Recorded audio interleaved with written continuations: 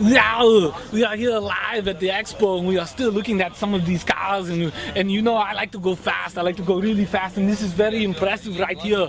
We have some questions for our dear driver and owner in this car. His name is Christian. Tell me about this car. I like how it goes fast and it looks very pretty. Yes, you see, what we have here is a Scion FRS.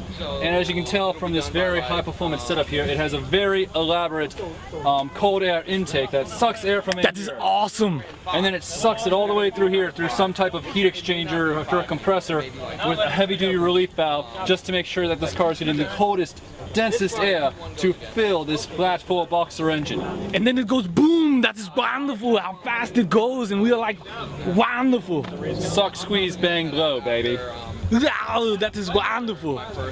So through the 6-speed manual transmission gearbox, through the torsion rear differential, sending all 300 wheel horsepower to the rear wheels. This car has a weight of 2,800 pounds and 250 pound-feet of torque, giving it a better power to weight ratio than not a Bugatti Veyron,